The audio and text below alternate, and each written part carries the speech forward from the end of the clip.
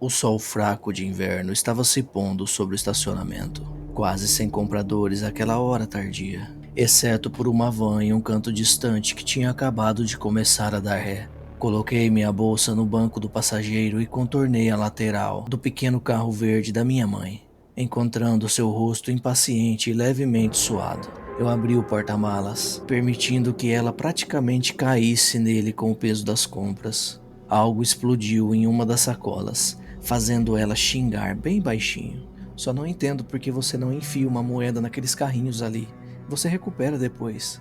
Mamãe ainda arrumando as sacolas de uma posição que as impedisse de tombar no carrinho para casa. Olhou para mim com desdém. O Walmart do centro da cidade não faz você pagar. Nenhuma das lojas por aqui tem, então por que eu deveria? Você sabe que só viemos aqui para esse mercado porque é mais barato. Mas eu acabei de dizer que você vai receber a moeda de volta depois. É para garantir que as pessoas coloquem os carrinhos de volta.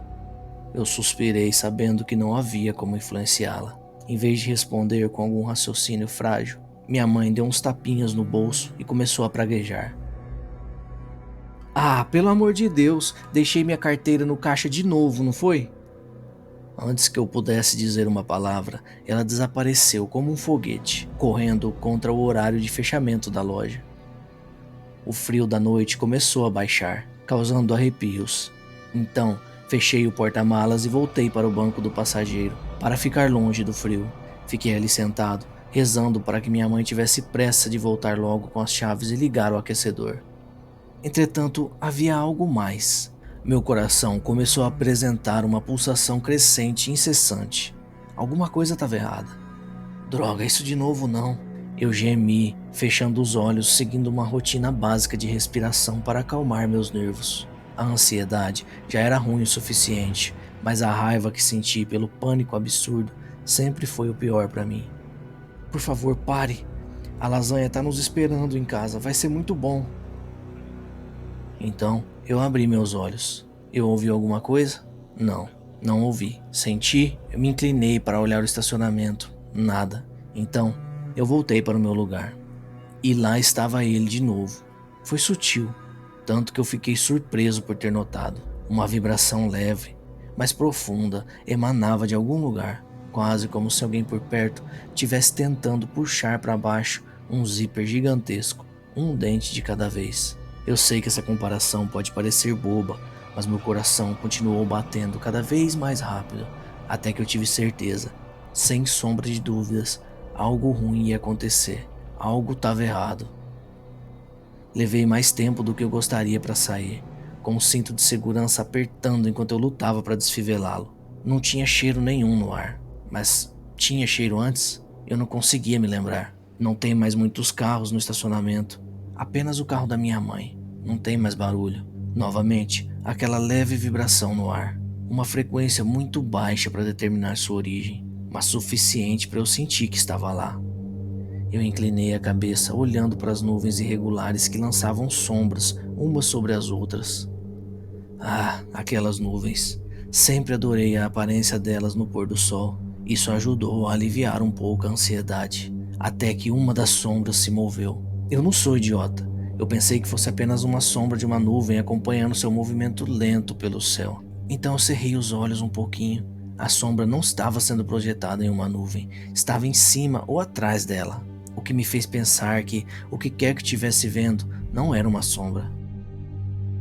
O que aconteceu depois é até difícil de explicar. Eu nunca vi nada parecido, antes ou depois. Aquela massa escura que estava acima das nuvens começou a se estender, irradiando-se para baixo em um ângulo, como raios de sol, mas movendo em um ritmo constante. Ou como a água ou tinta sobem no papel por meio de uma ação capilar. Um raio preto, mas foi mais do que isso. Eu estava tão absorto no espetáculo que ainda não havia percebido que aquela coisa estava se aproximando, perto de mim, e à medida que se aproximava não havia dúvidas. Embora continuasse a se estender acima das nuvens, seu contorno, a sensação transversal, tinha quase a forma humana. Braços, cabeças, corpo e pernas, mas os membros terminavam em protuberâncias atrofiadas, como um boneco palito. Quando parou, 3 ou 4 andares acima, eu não tinha me movido, não consegui. Eu não pude fazer nada além de observar, sem acreditar, enquanto as luzes e camadas de cores começavam a piscar dentro daquela figura humana, parecendo ter paralaxe, como se tudo que estava além fosse um espaço próprio. Surpreendentemente, algo conseguiu me distrair por um momento. Um flash de luz no meu campo de visão periférica. Carlos, Carlos, você tá tendo um derrame ou alguma coisa? Eu pisquei. O quê? O quê? Eu. Não. Mamãe estava de volta, aparentemente ainda sem a carteira, agora procurando no asfalto em busca de qualquer sinal dela. Por que eu não a ouvi voltando? Ela estalou a língua. Então pare de ficar parado aí como um idiota e me ajude a encontrar a carteira. Vamos, tá ficando tarde. Na verdade, fiquei ali parado, olhando entre ela e a sombra cintilante do prisma acima de nós. Eu fiquei surpreso. Aquelas camadas incrivelmente brilhantes, quase ofensivamente coloridas, estavam acelerando em direção ao final do feixe, em minha direção, se empilhando sobre si mesmas para formar uma figura, saindo silenciosamente pelo ar. Mamãe continuou me chamando. Eu escutei ela, mas eu não consegui processar suas palavras.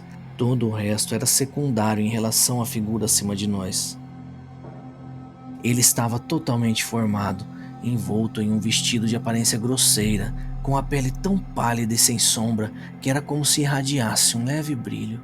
O som de passos rápidos me trouxe de volta a mim mesmo. Eu olhei para baixo bem a tempo de ver minha mãe, o rosto pintado em uma mistura oscilante de preocupação e aborrecimento. Ela foi falar, mas eu levantei a mão e apontei para a figura. Ela apontou os olhos para mim com uma expressão de desaprovação. Ela olhou por onde eu estava apontando e congelou. Eu estava secretamente esperando estar tendo apenas alucinações, mas ela também percebeu. Ela viu alguma coisa, pelo menos, e isso foi o suficiente para confirmar o que eu temia. O que é aquilo? Ela perguntou. Sua voz soava tão fraca e seca. Se eu pudesse falar, teria perguntado: o que é isso? Em vez disso, observei aterrorizado enquanto a figura começava a descer lentamente, em uma linha reta. Quanto mais perto ele chegava, mais eu conseguia distinguir. Havia linhas iridescentes flutuando pela superfície de sua pele, movendo-se como padrões de sol no fundo de uma piscina, tal como de onde aquela figura emergiu. Não tinha mãos nem pés, apenas protuberâncias arredondadas, embora as dos braços tivessem a mesma ligeira depressão no centro. Carro! O carro! Mãe, entra no carro agora! Eu sussurrei, mas sem nenhuma resposta. Eu estendi a mão, pegando ela pelo braço e sacudindo minha mãe. Ela estava absolutamente rígida. Um de nós teve que se mexer. Eu imaginei que ambos esperávamos que o outro fizesse. Uma segunda figura apareceu do prisma, idêntica à primeira, exceto que essa vestia uma camiseta lisa e shorts. Ao mesmo tempo, o primeiro finalmente pousou no asfalto e ficou parado, inclinando a cabeça para cima, aparentemente esperando a chegada do outro. Se eu ainda tivesse alguma dúvida de que essas coisas não eram humanas, ela foi destruída quando eu vi seus rostos. Ou melhor, a falta deles. Eu não consegui ver nenhuma orelha, e onde deveria estar o rosto, havia apenas uma grade circular de metal, talvez ouro ou latão. Nós quatro ficamos ali, imóveis e em silêncio. Eles olharam para nós e nós olhamos de volta, completamente perdidos na visão estranha dos seres. Uma respiração, então eles viraram um para o outro. Não sei se esperava que eles falassem, mas eles não falaram. Não em nenhum idioma que eu conheça. A figura de tênis, a princípio, tornou-se a mais brilhante a cada pulsação. Constelações começaram a brilhar atrás das grades metálicas de cada um deles. Eu não ouvi nada além de algumas vibrações amortecidas, mas de alguma forma eu sabia que havia uma conversa acontecendo. Muito lentamente, dei um passo para trás e coloquei um braço atrás de mim para sentir o carro. Durante todo o tempo, meus olhos permaneceram fixos nos seres. Continuei alcançando cada vez mais longe. Meus dedos não roçaram em nada além do ar. Um deles se virou abruptamente e olhou para mim. Ou para minha mãe, eu não sabia dizer. Meu peito apertou. Isso não estava acontecendo. Ele levantou um braço atrofiado para apontar para minha mãe, liberando outra cascata de luzes piscando atrás de sua grade. O outro cruzou os braços e olhou também, como se esperasse alguma coisa. Eu tive que arriscar. Eu gritei, lançando um olhar por cima do ombro. O carro estava a 6, talvez 8 metros de distância. Eu não me lembro de ter andado tão longe. Eu percebi outra coisa. As árvores, a grama, toda a vegetação ao redor do estacionamento tinham desaparecido. Me deu a impressão de estar em um planeta que nunca desenvolveu vida, ou onde toda a vida estava extinta. Havia apenas terra escura cercando o terreno. Segundos antes de eu ir para o carro, minha mãe soltou um grito. Um que ainda ouço de vez em quando em seus sonhos e em ruídos de fundo. Virei-me para ver o primeiro ser, aquele que usava o vestido, deslizando pelo chão com o braço estendido. Mamãe não teve tempo de se mover. Ele parou diante dela, com o braço ainda levantado. Eu vi algo emergindo na pequena depressão na ponta do seu braço, o que agora entendi que era um buraco. O que quer que tenha saído era mais escuro do que o céu noturno, e eu não conseguia identificar sua forma, mas parecia que era feito de uma massa de cristais negros em constante mudança. Mamãe gritou novamente. Na verdade, foi mais um suspiro. Um suspiro que durou apenas um segundo, antes de uma bolha se libertar do apêndice móvel e fixar sobre a sua boca, silenciando ela. Outros 4 flutuaram até seus pulsos e tornozelos, prendendo ela no lugar e impedindo de se mover enquanto mais um se separava do ser. Parecia um pouco a ponta de uma flecha ou alguma ferramenta afiada e triangular, uma lâmina cortante cortando o ar e pairando logo acima do seu estômago. Eu entendi o perigo então, não para mim, mas para ela. Abandonando a cautela que eu estava até agora, pulei para frente e gritei: "Afaste-se dela!" Mas rolei o tornozelo e caí sobre o asfalto frio e duro. Atordoado, tentei me levantar e consegui olhar para os seres com sangue escorrendo do nariz e um corte na bochecha. Aquele que estava na frente da minha mãe mal pareceu me notar, me dando uma rápida olhada e depois se voltando para o assunto que estava tratando, seja lá o que fosse. Minha mãe se contorceu contra suas restrições, emitindo gemidos abafados pelo nariz. Eu forcei meu corpo a tentar funcionar, mas ele foi segurado rapidamente. Vários daqueles cristais negros que estavam na minha mãe agora sufocavam as minhas mãos, prendendo elas no chão. Olhei para minha mãe, indefesa, apavorada. Ela encontrou meus olhos, piscou para afastar uma lágrima e fechou as pálpebras com força. Atrás, o ser de camisa fez algum tipo de gesto, como se estivesse impaciente, e o ser de túnica sentiu, voltando-se para minha mãe e direcionando o objeto em forma de flecha. Ao mesmo tempo, sua blusa começou a se levantar e sair dela, puxada por uma força invisível e expondo sua barriga. O ser hesitou por um segundo e sentiu uma centelha de esperança de que ele pudesse mostrar misericórdia. Mas é claro que não. A ponta escura da flecha pressionou sua pele, cortando facilmente como manteiga e arrastando uma linha para baixo. Deixando uma incisão limpa, sem perder tempo, o ser enfiou a mão no interior dela, mexeu por um momento e depois puxou a ponta cortada do intestino de minha mãe. Sangue e fezes respingaram no chão, enquanto o ser se afastava flutuando para trás, segurando o órgão até que ele estivesse esticado em todo o seu comprimento. "Parem! Seus malditos, parem!" Um jorro de vômito me interrompeu, inundando o chão e se misturando aos fluidos intestinais, criando um padrão nojento e salpicado que provocou outra onda de vômito em mim e lágrimas que turvavam a minha visão. "Por favor!" Sequei as lágrimas dos olhos para poder ver melhor.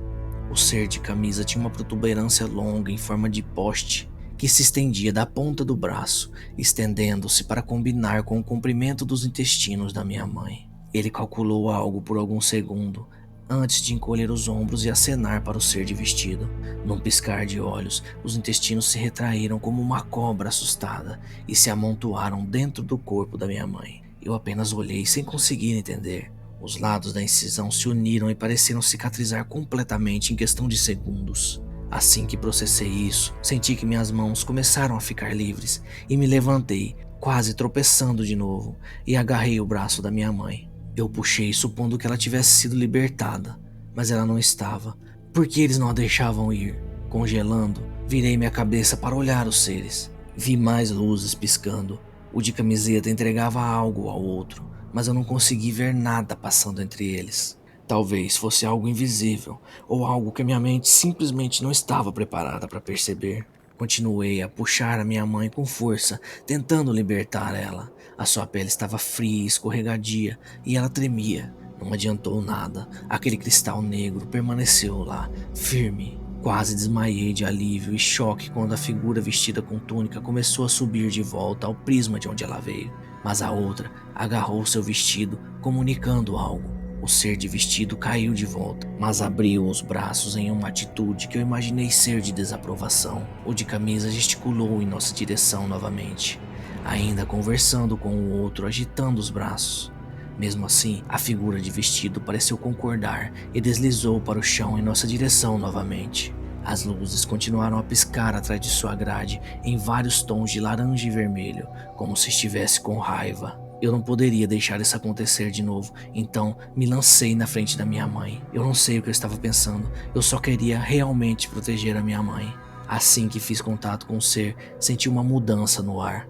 O fluido em meus ouvidos girou e isso me deixou tonto. Quando meus olhos pararam de rolar para o lado, percebi que estava sendo mantido imóvel por dois braços pálidos e atrofiados, com estranhas manchas de calor e frio percorrendo sua pele. De alguma forma, acabei nos braços do ser vestido com a camiseta, e aqueles braços me seguravam com mais força que qualquer ser vivo deveria ser capaz. "Me larga!" Eu gritei, me debatendo e tentando acertar ele. Numa tentativa desesperada de fuga, tentei morder seu braço. Parecia que eu tinha sido pisoteado, como se tivesse mordido com força um granito. Eu meio que desisti depois disso. Doía muito pensar. Em vez disso, observei o que me rodeava. Aonde eu estava? A minha mãe. A minha mãe.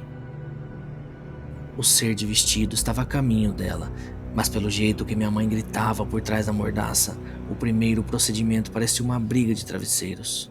Eu apenas chorei. Não havia outro caminho para o alívio, exceto as lágrimas. Então tudo ficou quieto. A minha mãe parou de chorar. E depois, nada. Nenhum vento e nenhuma árvore ou folhas farfalhando, porque todos haviam desaparecido. Só eu, minha mãe e essas coisas. Aquele que me segurava afrouxou o aperto e eu engasguei engolindo o ar estagnado.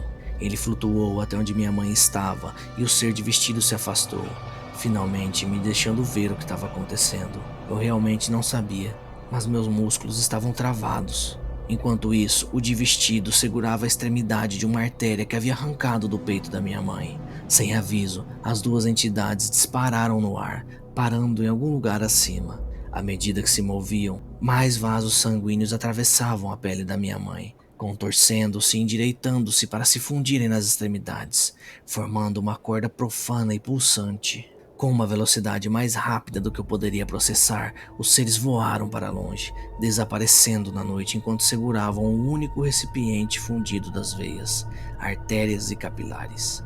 Havia sangue, sim, mas só um pouco. Tudo parecia estar contido naquele longo tubo que eles continuavam a puxar pela atmosfera. Na direção oposta, eles passaram uma vez.